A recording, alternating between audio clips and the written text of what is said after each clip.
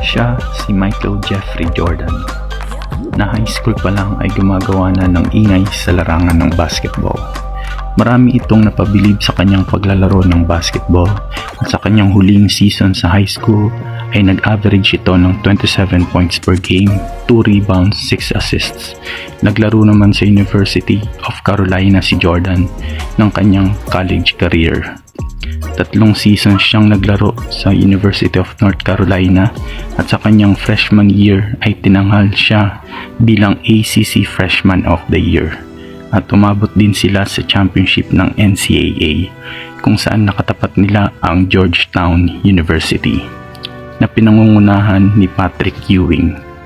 Dikdikan ang kanilang naging labanan sa championship game, ngunit ang game-winning jump shot ni Jordan ang tumapos nito upang makuha nila ang 1982 NCAA champions. Pagkatapos naman ng kanyang junior year ay nagdesisyon na itong sumabak sa pinakamalaking liga ng basketball, ang NBA. 1984 draft nang pumasok si Jordan sa NBA bilang 3rd overall pick ng Chicago Bulls.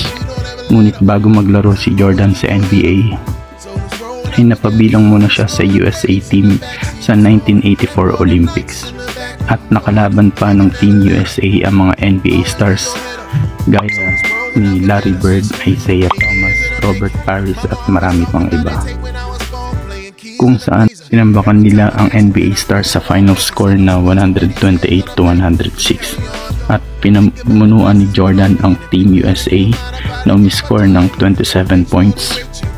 Bago nga maglaro si Jordan sa NBA ay nakakuha na ito ng gold medal nang magkampiyon sila sa 1984 Men's Basketball Olympic, at sa kanyang rookie season sa NBA ay gumawa agad ito ng ingay sa liga at nakuha niya ang Rookie of the Year award nang nag-average siya ng 28 points per game, 7 rebounds, 6 assists at 2 steals per game.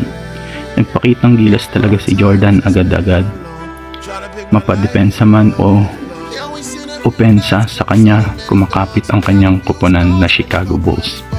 Ang nakatapat niya sa Rookie of the Year award ay si Hakeem Olajuwon, ngunit napanalunan ito ni Jordan.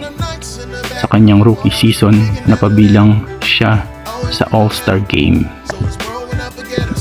At nung playoff naman ay nilaglag agad sila ng Milwaukee Bucks sa first round ng playoffs. 1987 to 1988 season, nakasama na ni Jordan si Scottie Pippen, at sa season ding ito nanalo ng kabi-kabilang award si Jordan. At sa season na ito ay nag-average siya ng 35 points per game, 6 rebounds, 6 assists at 3 blocks. At dito rin sa season na ito at nakuha niya ang kanyang unang regular season MVP award. Siya din ang naging All-Star MVP, NBA Scoring Champions, NBA Steals Leader, Defensive Player of the Year, at nanalo din siya ng kanyang back-to-back NBA Slam Dunk Champion. Ngunit tinalo naman sila sa playoffs ng Bad Boys ng Detroit Pistons. Noong 1989 naman sa first round ng playoffs, nang paiyakin ni Jordan ang Cavaliers sa kanyang iconic game-winning shots. Ngunit tinalo pa rin naman sila ng Detroit Pistons sa Eastern Conference Finals. Kahit malhalimaw na performance na ang pinakita ni Jordan, ay hindi pa din siya pinalad na makarating sa finals sa kanyang unang 6 na seasons. Dahil noong second and third seasons niya ay binigo sila nila Larry Bird at Boston Celtics at tinalo sila ng 2 beses sa playoffs. At sa kanilang pang-4, pang-5 at pang-6 na seasons ay ang Detroit Pistons naman ang tumalo sa Bulls. Isa sa semis at 2 naman noong Eastern Conference Finals. Ngunit finally, noong 1990 to 1991 seasons, dito na nagsimula ang dynasty ng Chicago Bulls sa pangunguna ni Michael Jordan sa NBA, nang dominahin na nila ang liga ng NBA. Muli siyang tinanghal bilang NBA regular season's MVP at animoy walang makatalo sa kanila noon. Sa Eastern Conference Finals naman, finally binawian na nila ang Detroit Pistons dahil nilampaso lang nila ito ng mabilisan. Sa kanyang unang finals appearance, nakatapat niya naman ang Los Angeles Lakers na pinangungunahan ni Magic Johnson at tinapos ng Chicago Bulls ang kanilang serye sa Game 5 at si Jordan din ang hinirang na Finals MVP. 1991 to 1992 season naman, napanalo nila ang kanilang back-to-back champions nang makalaban nila ang Portland Trail Blazers sa Finals na pinangungunahan ni Clyde Drexler. Ngunit winalis lang sila ng Bulls kaya muling nakuha ng Chicago Bulls ang kampyonato at si MJ pa rin ang hinirang na Finals MVP.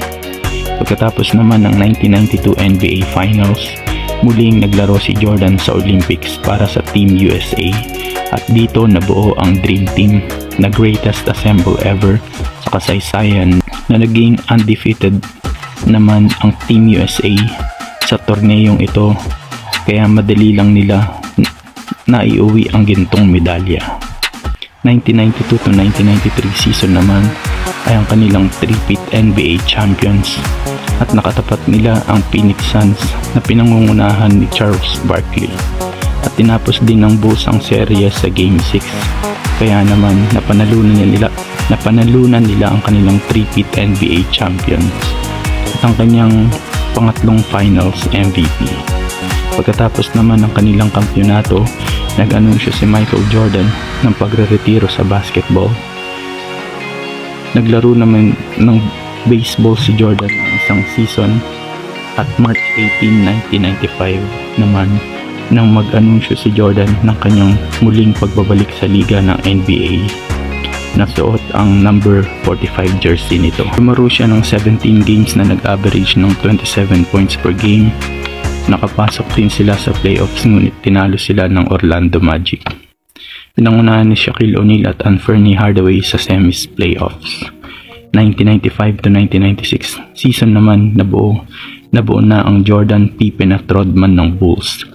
Binalik na din ni MJ ang kanyang number 23 jersey. At dito nila nakuha ang best record in NBA history na 72 win, 10 loss record. At dito muli silang nakarating sa NBA Finals. Nakatapat ang Seattle Supersonics na pinangungunahan ni Shawn Kemp at Gary Payton. Tinapos naman ng Bulls ang serye sa Game 6 at nakuha ni Jordan ang kanyang pang-apat na kampyonato at pang-apat na Finals MVP. 1996 to 1997 naman ay patuloy ang pagdomina ng Chicago Bulls sa NBA. Dito naman nakalaban ni Jordan ang rookie na si Kobe Bryant. Pumuntos si Jordan ng 30 points sa larong ito at naiuwi nga nila ang panalo. Dito naman nagsimula ang kanilang rivalry sa Utah Jazz. 1997 NBA Finals naman, katapat nila ang Utah Jazz na pinangungunahan ni Stockton at Malone. Sa kanilang unang pagharap sa finals, dinomina ng Bulls ang Jazz at nakuha ang another back-to-back championships at ang kanya ding panglimang finals MVP.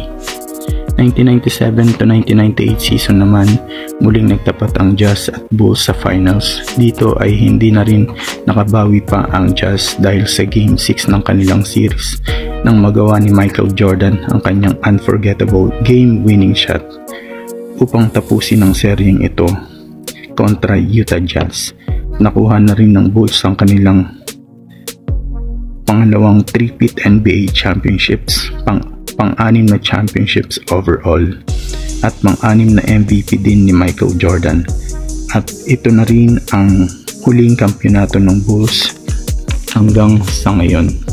At dito na rin nag-announce si Jordan ng pagre-retiro sa pangalawang pagkakataon. Pagkatapos ng kanilang pangalawang three-peat, 3 taon naman nawala sa NBA.